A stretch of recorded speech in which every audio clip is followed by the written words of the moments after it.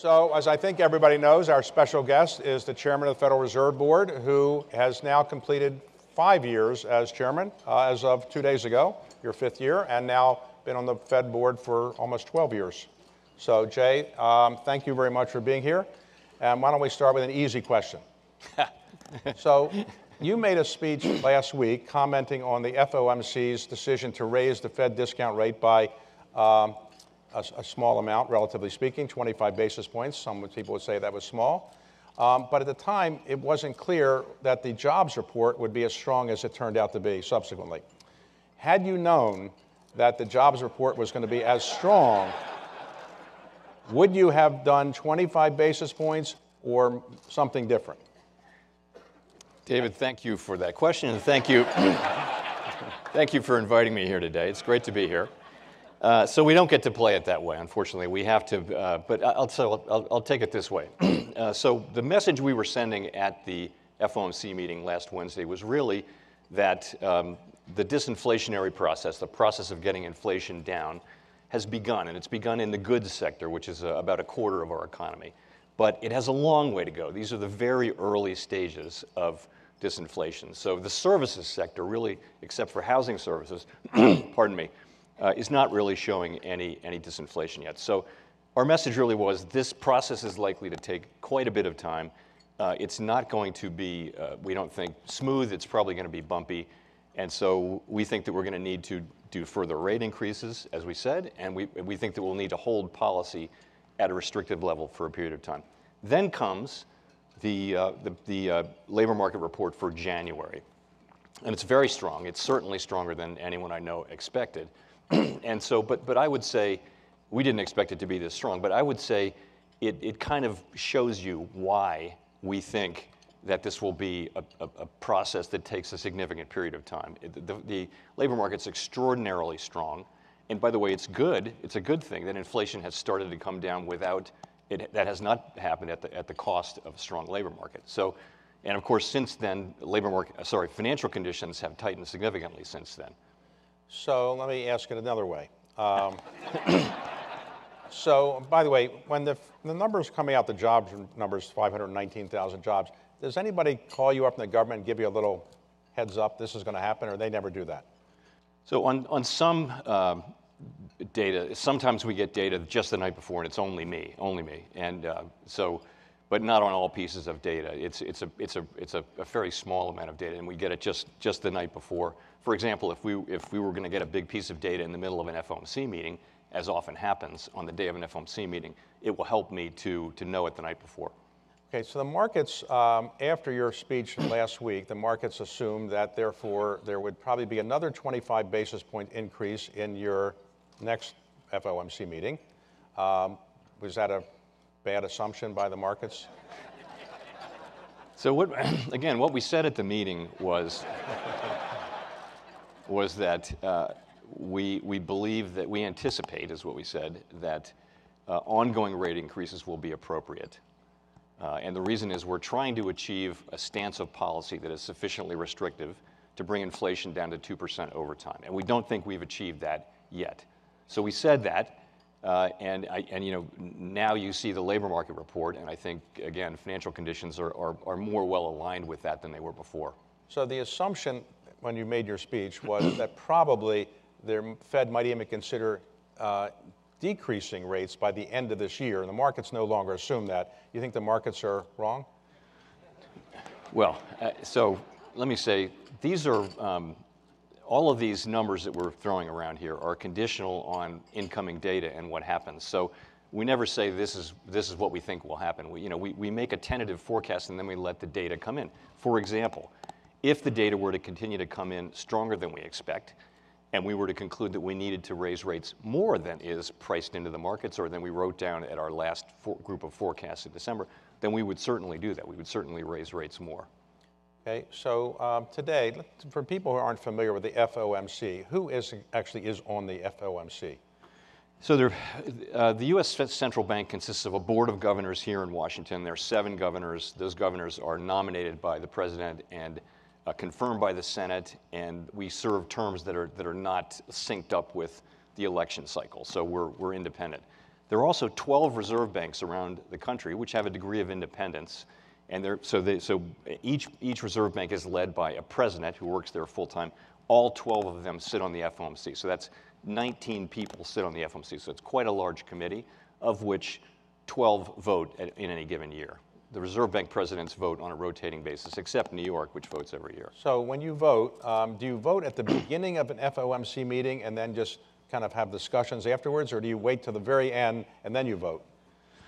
No, we vote at the end. I mean, the FOMC meeting process takes, more than a full week. I'm talking to all of the participants, all 18 other ones, and staff has sent around memos, and there's something called the Teal Book, which is the staff's assessment of the, of the economy and international economy and monetary policy and all that. Then we have an extensive discussion on the morning of the first day about the economy. Everybody talks about that. On the second day, we talk about monetary policy, and then we vote on monetary policy at around noon on the second day. So does the chairman of the Federal Reserve Board speak first and say, here's what I think, or does he wait until the end and say, well, thanks for what you think, but let me tell you what I think? What do you do, first or last? Different chairs have done it different ways, and so I've tended to do what my immediate predecessor did, I think. Well, this is what I do. I speak last on the sort of the economic go-around. So everyone else talks about what they think about the economy and in their district, for example, if they're a Reserve Bank president. And I listen to all that, and then I give my comments at the end, and I kind of sum up what people have said. And then I speak first on monetary policy. Okay, so you've said your inflation rate target is 2%. But why 2% and not 3%? 3%, could be tolerable, really. I mean, for most of organized history, 3% is considered okay. Why do you want 2%? So 2% is the global standard, and that is our objective, 2% as measured by the PCE index. And that's not something we're looking at changing. That isn't going to change. That's not going to change? Not going to change, no. But, okay, so you need to get to 2%, and your goal to get there is by what period of time would you like to get there? Well, we say that we're using our tools to get there over time. If you look at our forecasts, we expect 2023 to be a year of significant declines in inflation, and it's actually our job to make sure that that's the case. But I would tell you that, with inflation, headline PCE inflation is running about 5%. This is on a 12-month basis. Core is running at 4.4. My guess is it will take certainly into not just this year, but next year to get down close to 2%. Okay, so 2% is firm. You're not going to get off that. Yes. Okay. So the theory of raising interest rates is that it will decrease economic activity and increase unemployment. But you've been increasing interest rates for a while, and unemployment is now at a record low. So what's wrong with the theory? Why is unemployment not going higher? Well, the labor market is strong because the economy is strong. And as I mentioned, it's a good thing that we've been able to see the beginnings of disinflation without seeing the labor market weaken. It's just that there's a lot of demand for workers. In fact, if you look at the supply of workers versus demand for workers, demand for U.S. workers is now more than 5 million greater than the available supply. And the available supply consists of people who are either working or actively looking for a job. So this was not the case before the pandemic. The pandemic really had a significant, left a lasting mark so far on labor supply in the United States. The labor force participation rate came down, and there now is a shortage of workers, and it almost feels more structural than cyclical. So that's a significant issue. Now, you've resisted, I think, saying what unemployment rate would be acceptable to you, I think. But is there an unemployment rate that you think would moderate inflation such that you would tolerate unemployment at 4%, 5%, 6%? I guess I think about it this way. We have two goals that Congress has assigned us: maximum employment and price stability. Price stability, as we've agreed, is 2% inflation. Maximum employment means if you want a job, you can get one. So right now, the labor market is at least at maximum employment. Many would say that it is out of balance with more demand than there is supply. So what we're trying to do is get inflation down. We're not targeting a different unemployment rate. We're trying to use our tools to get inflation to come down over time. In hindsight, would you say that when COVID hit the economy and we injected $5 trillion of fiscal policy into the economy, and the Fed did quantitative easing and other related things, kept interest rates very low. Would you say in hindsight that was a mistake, or it was the right policy at the time? So I think you have to go back to the decisions that were made in real time, and it was something nobody had ever seen. The global economy came to a virtual standstill. People were talking about depression. People were talking, and we didn't think, we had no idea when we would get vaccines that worked. So Congress took very strong measures, and we took very strong measures. And you see where the economy is. You've got a very, very strong labor market, but you have high inflation. As I mentioned, we're at the beginning of getting that down. If you look around the world, though, at other countries, they're also experiencing high inflation, including countries that didn't do as much as we did, either from a fiscal or monetary standpoint. So that tells you, though, that a big part of this inflation is actually related to the pandemic itself, the shutdown and then the reopening. That's a big part of it. Now, the quantitative easing program has increased the balance sheet, I guess, of the Fed. And what is your balance sheet now? I think it's $8.4 trillion. You must sound like you know. Sounds like $8.4 trillion. That was yesterday's number. Okay, all right, $8.4 trillion. What would you like it to get down to over the next year or two? Is there some lower number? So we are in the process of shrinking the balance sheet actively, actually passively, I should say. So what happens is, as Treasury securities on our balance sheet mature up to a cap, a monthly cap, the balance sheet shrinks in that amount. Same thing with mortgage-backed securities as they are prepaid or, so the balance sheet is shrinking. In terms of the target level of it, we haven't put a specific dollar number on it. The idea is we're in a regime of ample reserves. Reserves are basically deposits at the reserve banks.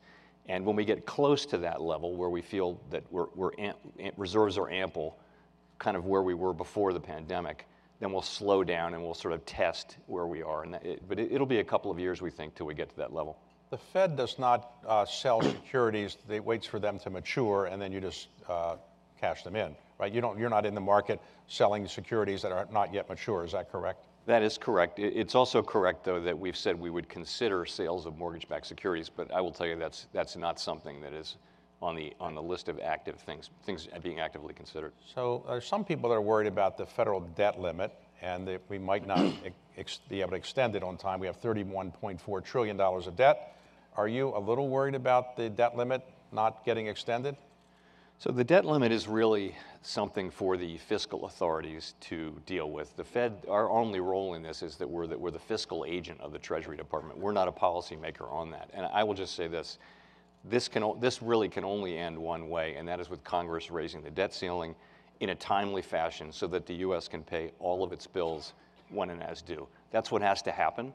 And if that doesn't happen, no one should think that the Fed has the ability to shield the financial markets or the economy from the consequences of moving too slow. So you don't have any program in place ready to go if, in fact, the debt limit isn't passed in time? This is something that Congress has to deal with. And the so-called trillion-dollar gold coin solution is not one you're in favor of, I guess. As I said, this ends in only one way, okay. And that way is Congress voting to raise the debt ceiling so that the U.S. can pay all of our bills. Okay, in terms of consultation, do you consult regularly with the Treasury Secretary or the head of the National Economic Council or the President of the United States? How do you kind of relate to the administration? For a long, long time, 60 or 70 years, I think there's been a weekly breakfast or lunch with the Treasury Secretary and the Fed chair. And that's what I've had with Treasury Secretaries that I've had as Fed chair. I've also had regular, or call it irregular lunches with the head of the NEC. We also have regularly scheduled lunches with the Council of Economic Advisors. And that's really the institutional structure of our contacts with the administration. So in the way the Fed works today, if you could reconstruct the operations of the Fed, would you change the legislation in any way? Would you think the Fed operates in a way that's as efficient as you can realistically operate? We're not looking for any changes to the Federal Reserve Act. I mean, I think it does work. The structure that I discussed earlier, where you've got the 12 Reserve Bank presidents coming in, what that assures, really, it institutionalizes diversity of thought. So we get different people coming in who've got different backgrounds, different careers, and they think different ways. And I think that's enormously beneficial to our decision-making process. So there has been discussion recently about the Fed, some Fed members, Fed board presidents, selling their securities and maybe not doing everything they were supposed to do in terms of disclosing it. What have you done to fix that process? We put a new system and a new set of rules in place, which I think are best in class for a public institution like the Fed. And you know, the innovations were that if someone wants to sell something that they own or buy something, they have to clear that in advance with staff at the Board of Governors, and then you've got to wait 45 days for that to execute. Also, you can't own individual stocks, and you can only do these, you can only authorize these transactions or execute them during specific times.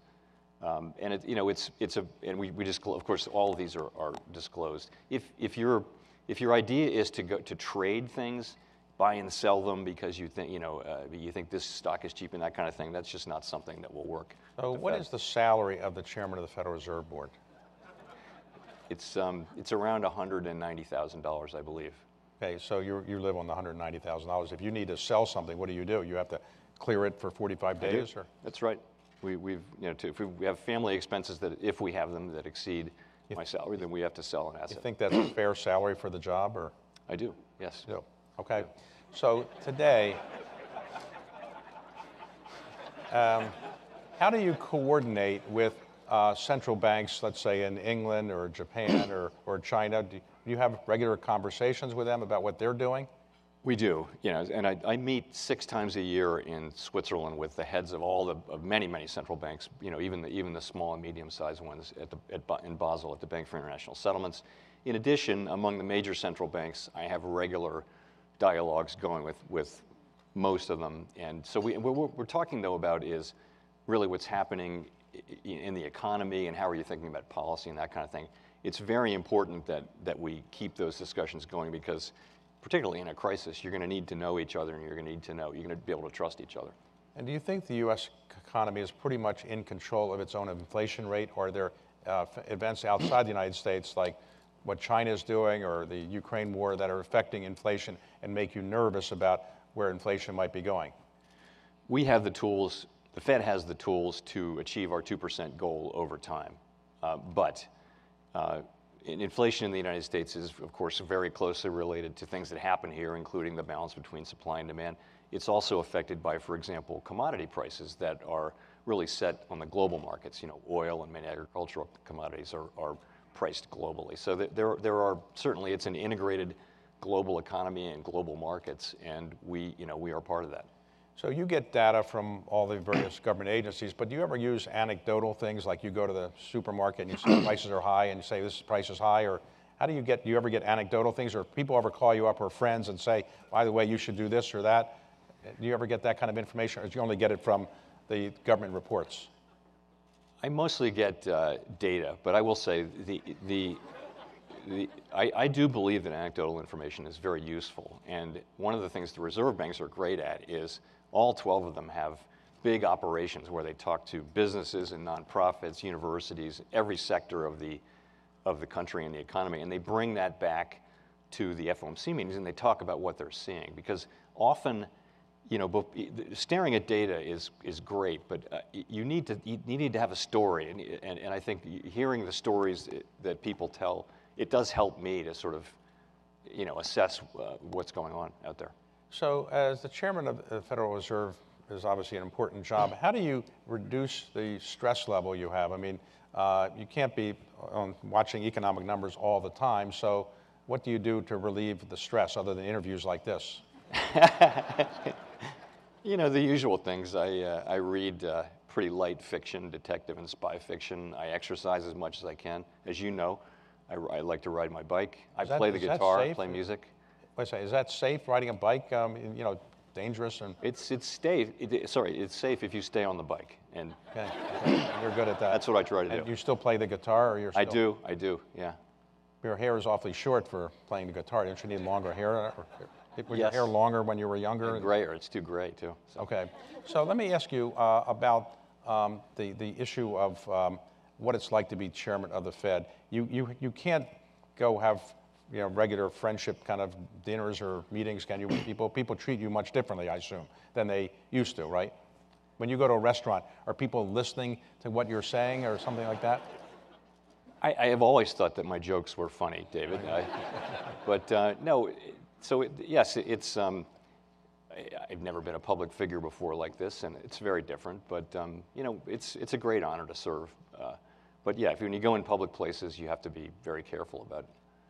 And what you does do. the President of the United States ever call you with any advice, or you don't really?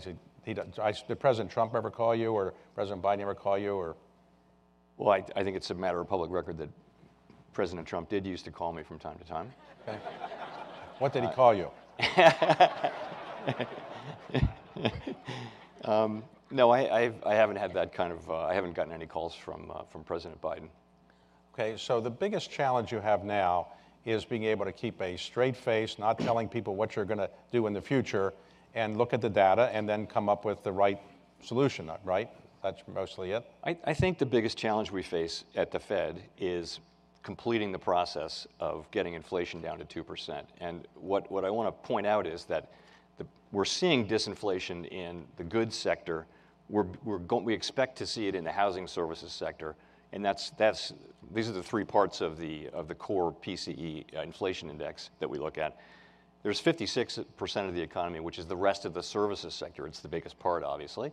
And we're not seeing disinflation there yet. And that's going to take some time. And we need to be patient. And we think we're going to need to keep rates at a restrictive level for a period of time before that comes down. So when you made your speech the other day, when you talked about the Fed discount rate, you used the word disinflation 11 times. Not that I'm counting, but 11 times. So you were saying that disinflation is beginning to appear. Would you use that word 11 times again today after the jobs report, or you would be less inclined to use that word so much? I might use I might say, I would certainly use the word disinflation, yes, which means declining inflation, and I would call it declining inflation too. And today, what about the total debt of the United States, which produces some inflation, 31.4, leaving aside the debt limit? Are you worried about the total indebtedness of the United States producing inflation, or you don't think that's a big problem? Yeah, it's not the level of debt. I would say, the thing I'd say about the level of debt is really, it's not, first of all, it's not the Fed's job, but I would say that we're on an unsustainable fiscal path at the federal government level. That has been the case for some time, and it's something we will have to deal with. And it's better to deal with it sooner rather than later. Now, many of your predecessors were economists. You were trained as a lawyer. They spoke in what I call Fed speak, which is to say incomprehensible kind of economic language, which was done intentionally, I think, sometimes they would say. So you tend to speak in English. Has that been a plus, you'd say, when you're dealing with members of Congress, they can understand what you're saying? I like to think so. You know, I've made it a real priority to engage a lot with Congress. In our system of government, unlike the parliamentary system, our accountability is to the legislature. It's to the Senate and the House, and particularly the two oversight committees, Senate Banking and House Financial Services. And I think it's very important that we respect that and explain what we're doing and listen to their concerns and share with them how we're thinking about things. And I think they appreciate that.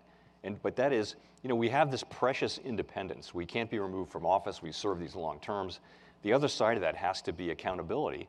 And the way for us to get accountability is to be as transparent as possible and try to reach, you know, the people of the United States through their elected representatives. So this is a very high priority, and we're going to keep doing it. So when you testify in front of Congress, how much time does it take to prepare for that? Is that a 1-hour preparation session, or is it a 1-day session, or a 1-week session? You know, these are supposed to be monetary policy hearings under the Humphrey-Hawkins Act, and they're actually on anything that's any political issue. So it's quite extensive. You have to prepare for everything that the Fed is involved in and many things that the Fed is not involved in. So it's a lot of preparation. So when you get questions from some members, you have to bite your tongue and say, why are you asking a question like that, or you never have that problem? That never happens. Never happens, okay. Okay, all right, well, good. So today, as you look at the country's economy, what is the biggest worry you have about inflation? Is it just that the fiscal policy is not completely under control? We have exogenous events outside. What is your biggest worry about inflation today? Well, it's kind of what I was saying earlier, which is we're just at the beginning of this process, right? Goods inflation. So we need that process to continue. Goods, the whole thing began, the whole inflation began with people not being able to buy services, instead buying goods, and then global supply chains collapsing. And so you couldn't get goods and prices of goods went up, and that's where it started. But that is now starting to get better as supply chains are improving and as people are rotating their purchases back to services. You move on, though, we're not seeing it yet in housing services, which is either rent or the ownership, the imputed costs of house ownership.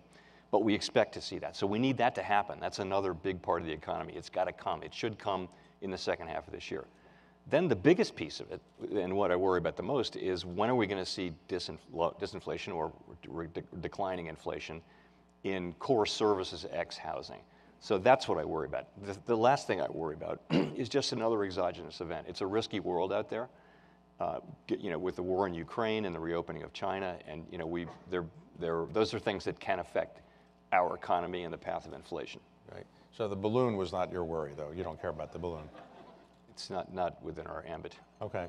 So today, the Federal Reserve gets data from all over the country, and are you convinced that you get the best data, you have the best data collection methods, or do you think it's not as modern as what Wall Street gets? So most of the data that we get are just the same. We don't collect the data on unemployment or inflation or most things. So most of that's just government data, and a lot of that's, for example, very high quality. The labor market data is very high quality. What we get, which I think is better and different from what everybody else gets, is what I mentioned earlier, and that is the reserve banks putting together the beige book, the beige book, putting together the beige book, and also coming in and sharing the anecdotes and what they're hearing, what's happening with each district is different. You have agricultural districts and energy districts, and so that I think our anecdotal, but also just the haul of information we get through that network is I don't think anybody else has that. So do you consult regularly with some of your predecessors? I mean, obviously one is Secretary of the Treasury now, but Ben Bernanke, for example, or? I do. I talk to former Chairman Bernanke. I talk to, Secretary Yellen. I still talk to Alan Greenspan now and again. And when you're dealing with your colleagues on the Fed board, and you disagree with them, do you say, look, I'm the chairman of the Fed, I am the person who has to make the final decision, and this is what we should do, or you don't quite do it that way? It's a process of reaching agreement, and I hear what people have to say, I tell them what I think, and then I'm the one who has to bring a proposal in front of the full committee, not just the board, but in front of the full committee on monetary policy. And it works. We have to reach an agreement, and we get to a place. I think you can tell today we are blessed with a diversity of perspectives on the FOMC with 19 people. Of course we are. But you have one thing that unites all of us, and that is a very strong commitment to getting inflation down. So in some parts of Washington, people say, if you give me this, I'll give you that. I'll trade this for that. You never do that at the Fed when you're coming up with a decision. I'll do what you want if you do what I want. That doesn't happen ever? Not really, no. Oh, no. Okay. Like you mean a better office or something like that? Well, just, I'll say what you want me to say if you say what I want you to say or something. That never happens, right? No, it doesn't happen. I mean, and when you want to talk to members of the board, of the Federal Reserve Board, do you go to their office or do they come to your office? I like to do both. I mean, I really don't like to sit in my office all day and have people come to see me. I like to go barge in on people, and I think it's much better to get up and walk around and see people. But the Fed has been pretty good at avoiding leaks of its decisions. How do you do that? Because most people in Washington are not so good at that. How do you avoid leaks? We do have, we've got very strict rules around confidentiality, particularly around the written materials that we have. We publish these things internally for the FOMC meeting, the memos and the Teal book and all that. But the other thing to remember, though, is, we're not trying to hide our decisions from the public. We actually, in modern monetary policy, we want the public to understand how we think, how we're thinking, and if markets really understand how you're thinking and a new piece of data comes in, the markets will go, well, they're going to do this, and it sort of happens organically.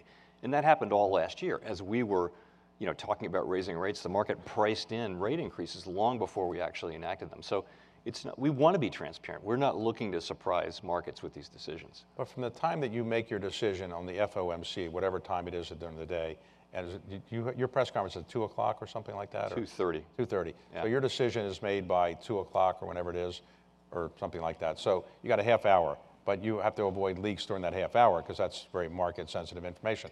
How do you make sure nobody is calling their spouse and saying, guess what we're going to do?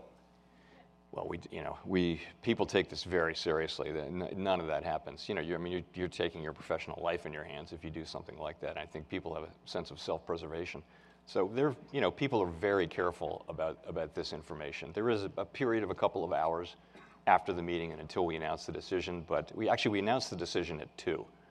The press conference is at 2:30. So I think it's a fairly small group of senior staff and policymakers that kind of know what happened and what we're going to say. And I just think everybody understands that you've just got to be really careful with that. To go back to the jobs discussion, if next month you had another 519,000 jobs created, net jobs, would that be good or bad from your point of view? Have we a lot of people working, but maybe producing more inflation?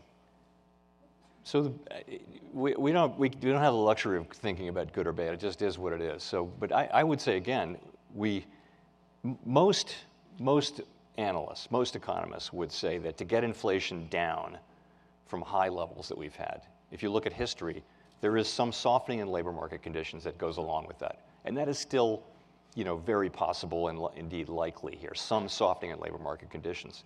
However, this cycle is different from other cycles because of where it came from, and it's just confounded all sorts of attempts to predict what it would do. So it is good that we have seen a very strong labor market, but at the same time we're seeing wages moderating. Wage increases are still very high, but wage increases have come down to a level that is closer to what would be sustainable, still well above what would be sustainable with 2% inflation. And same thing with inflation. Inflation is starting to come down and the labor market hasn't softened. We do expect that it will soften, but it will do what it will do. Our job is to get inflation down to 2% and preserve maximum employment. So when the FOMC meets, as it does regularly, eight times a year? Yes. Eight times. You pretty much know how the decision is going to come out before you actually get together because you've been talking to each other? Or does the meeting of the FOMC change minds in ways that you might not have expected before the meeting started? It depends on the meeting. I talk to each of the 18 other participants at least once, and we go through everything. What's your analysis of the economy? How are you thinking about monetary policy? How are you thinking about the path forward and all of that? So in some meetings, I will say some of the time, you get into a discussion at the meeting which suggests that maybe you should communicate differently, and then we'll think about that, and we might actually take a break in the middle of the meeting and then go off with a smaller group and think about that and come back and make changes. Sometimes, though, everything plays out as expected. And when you're having these FOMC meetings, I assume somebody sweeps the room to make sure there's no bugs and anything? Yes, all that. So no leaks? No. Okay. And today, as you look forward, as we are going forward for the next remainder of this year, your basic view would be you'd be happy if the inflation rate were to get down by the end of the year to 2% may be unrealistic, but your core inflation now or overall inflation you think is about 4.5%, something like that, or what would you say it is? It's in that range. There are different measures. Okay. Yes, we expect significant progress on inflation this year, and again, it's our job to produce it. And I want to say again, we throw these numbers around, but the reality is we're going to react to the data. So if we continue to get, for example, strong labor market reports or higher inflation reports, it may well be the case that we have to do more and raise hikes more than is priced in. So if I wanted to go get a mortgage on a house I was going to buy, for example, you would say I'm not going to be any better off waiting to next year than now because rates aren't going to come down that much at the beginning of next year, so I might as well get the house now, mortgage? So surprisingly enough, I get a lot of requests for advice on those kind of things. And you don't give any? And but I really can't. Okay. I really can't respond. So, okay, so on the whole, to summarize where you are, you're basically saying that the jobs data that came out was a little bit surprising, but in the end, you've taken it into account and you're pretty comfortable with the guidance you gave last time, and you're not prepared to give anything that's completely different guidance than you gave last week. Well, I mean, this is a world in which we've had the labor market report, and I think that does I think it underscores the message that I was sending at the press conference and in the meeting, that we have a significant road ahead to get inflation down to 2%. And I think there's been an expectation that it'll go away quickly and painlessly, and I don't think that's at all guaranteed. That's not the base case. The base case is for me, is that it will take some time, and we'll have to do more rate increases, and then we'll have to look around and see whether we've done enough. Okay. And 2% is the rate we had for the last 25 years before inflation came along. But prior to that, for most of U.S. history, we were higher than 2%.